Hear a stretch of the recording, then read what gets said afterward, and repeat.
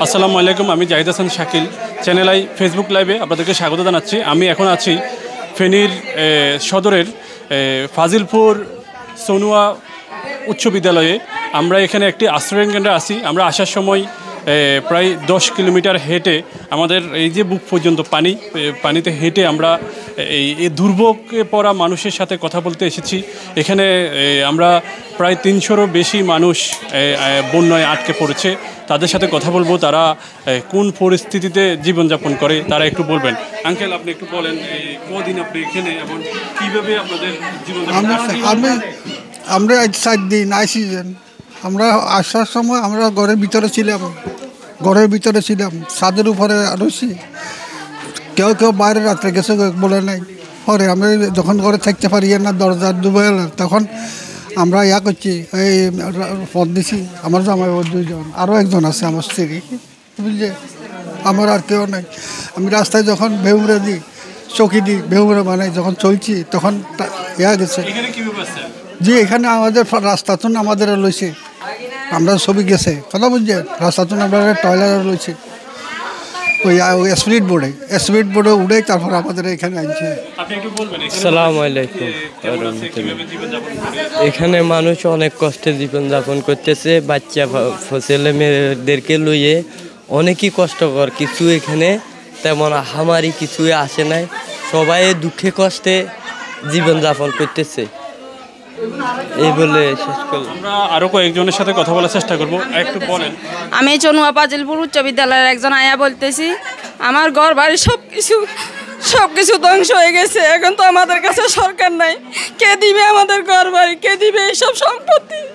আমরা বাল বাচ্চা নিয়ে বহুত কষ্টে আছি, বহুত কষ্টে জীবনযাপন করতেছি এখানে। যখন যাদের আমরা তা খাইয়ের কোনো রকম বাল বাচ্চা কত রকম ঘুমাইতেছি। আমি স্কুলের একজন স্টাফ, বুঝছেন। বুধবারে আসি, বুধবার, বৃহস্পতিবার, শুক্রবার, শনিবার, আজ 7 দিন আসি। খাওয়া দাওয়া কিসমতে গুলাইলে কাইলা খুঁজি আনছে, চাল ডুবা হুবার দিছে, সুজি ডুবা আনছে, বাড়িঘর নাই, ব্যাগ বন্যা নিছে। আপনারা এই আশ্রয়ণ কেন্দ্রে কতজন মানুষ আছেন? এখানে অন্তত 200 জন মানুষ আছি। আর এখানে আমরা খুব কষ্টে আছি, কারণ সবাই হিবিজিবির ভিতরে আছি। আমাদের বাড়িঘর সব বন্যায় নিয়ে চলে গেছে, কারণ আমরা তো থাকার জায়গা নেই। আমরা এখন বেশি আছি, এই আর কি। আপনি একটু বলবেন এখানে মাঠে কত ফিট পানি হবে বা কিভাবে আপনারা আসা যাওয়া করে খাওয়া দাওয়া আসে? খুব নৌকা আছে, নৌকার দিকে দিয়ে আসি, আবার নৌকার দিকে দিয়ে যায়, আবার বেলা আছে, বেলার দিকে দিয়ে আসে পানি, আবার লুজা আবার আন্ডার পাবলিকদের দিয়ে আমরা এইভাবে চলিয়ে আর কি। কোনো পাবলিকে যা দেয় তা দিয়ে চলিয়ে কোনোরকম এটাই। দর্শক, আমরা আরো কয়েকজনের সাথে কথা বলার চেষ্টা করবো। দল বা ঘরের ব্যাগ তুলে নিচে গো, এটাই বছর বাড়ি করিয়ে বাচ্চা দুগা আছে, ছেলে দুটা। কি ব্যাগ সব গেছে গো, একটা ব্যাগ গেছে গো, কিচ্ছু নাই। বাল বাচ্চা এগুলো হেডে হয় বসত বাড়ি করিয়ে।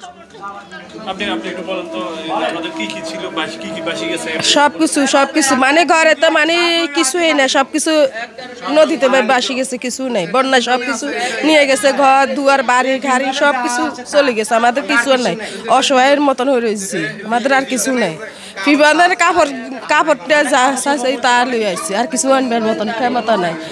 সরকারে যদি কিছু দেয় তাই আমরা কিছু। দর্শক, আমরা একটু কথা বলবো আরেকজন বিদ্যার সাথে। আপনি একটু বলেন তো কয়দিন এখানে কিভাবে খাওয়া দাওয়া হয়, কিভাবে কি করেন?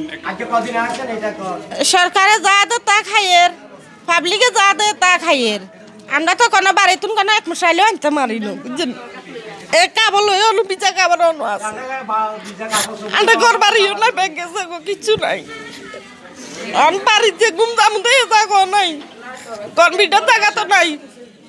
অন বাচ্চা সকল ঘুরা ঘুরা বাচ্চা সকল নাতি নাত করে এগুলো কন্টা থাকবো কেন কি করবো এটা পানি শুকালে বাড়িতে গেলে কার ঘরে থাকবো কি করবো গরু ছাগল আপনাদেরকে একটু বলবো আমরা যেখানে আসছি ফেনী সদর থেকে ফেনী একদম হাইওয়ে রোড থেকে প্রায় 10 কিলোমিটার ভিতরে তার মাঝখানে একটা রেল ক্রসিং আছে। রেল ক্রসিং একটু উঁচু হওয়ায় এখানে ওই ত্রাণকর্মীরা খাবার আনতে পারে না এবং তারা খাবার আনতে এখানে সমস্যা হচ্ছে।